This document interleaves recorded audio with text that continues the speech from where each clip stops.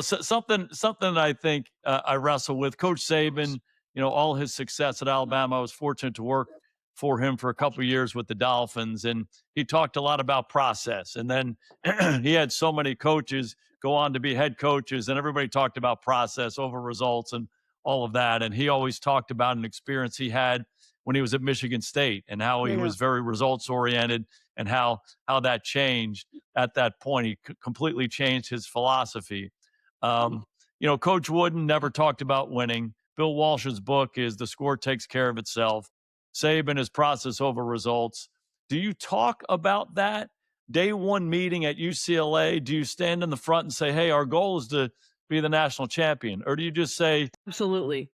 okay, can you talk me through that little conundrum? Well, it's hard because, and I think it gets harder and harder because social media, is comes into play. There's just so many aspects that are pulling on these kids' attention. Their agents, the money, the publicity, every little thing is just so intensified. And you probably are used to that in the NFL. Now the way it's come into college is really a different thing. And especially even for women. I mean, we're in a different era now. So there are definitely different things, but I still am just as committed to that. And I think you have to start with that foundational principle. I mean, you just named some of the most successful coaches across sports in our history. And I always say to our team, look, that it sure didn't hurt them, did it? Like, look, there's a theme. Success leaves clues.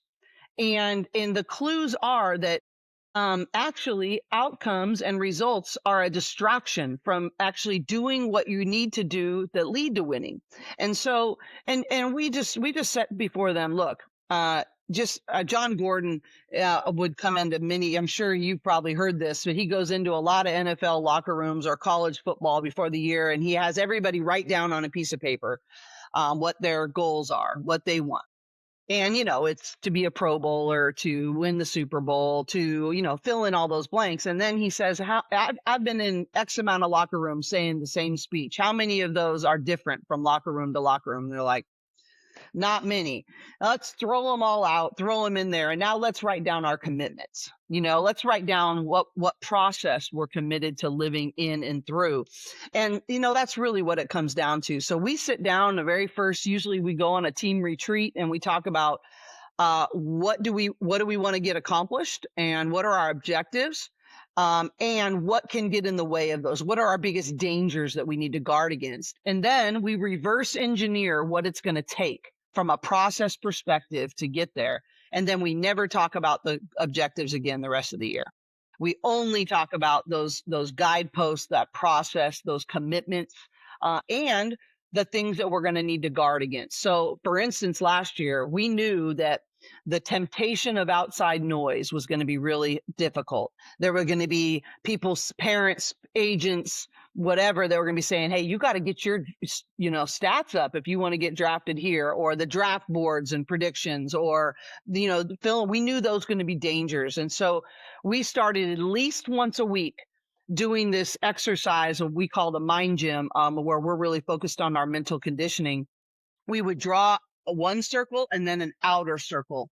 And in the outer circle, we would talk about all the outside noise that's coming in, the temptations, the things that were pulling our attention away from our process. And then we would write in the inner circle our commitments, the things under our control. And we would just, what you said, reset your mind, recommit over and over and over again. And we literally did not talk about objectives the rest of the year. And when it was really fun. I stood in front of them and right before the game, and I said, when we won this game?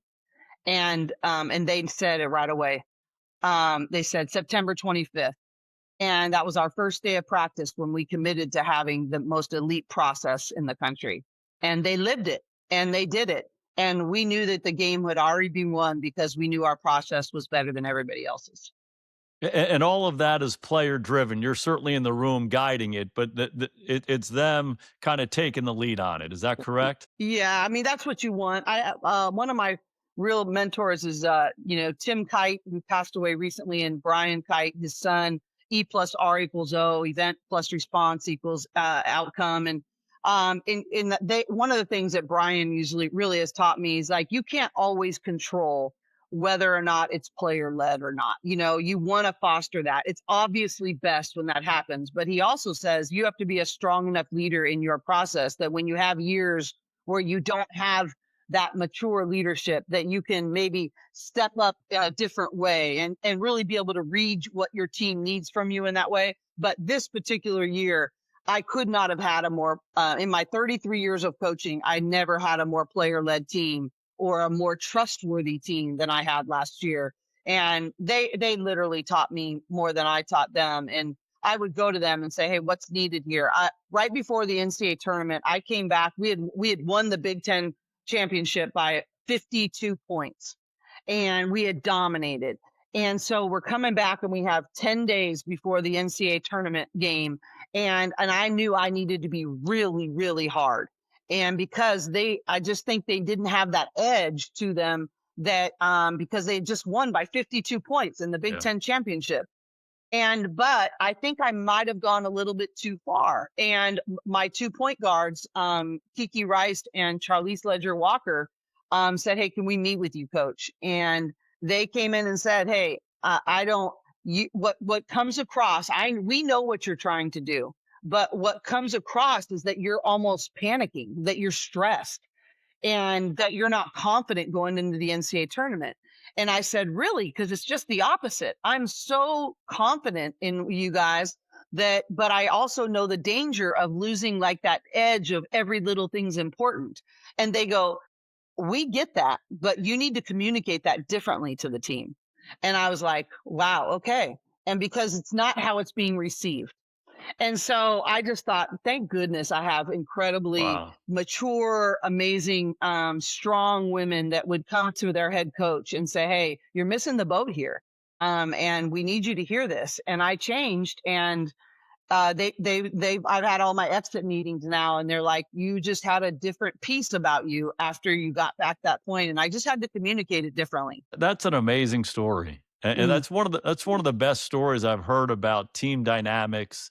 And like you said, player-led teams, communication with the coach, and obviously the way you took that in Mm. a humble way, and then adjusted or evolved your style. That's awesome. That's a Uh, fantastic story.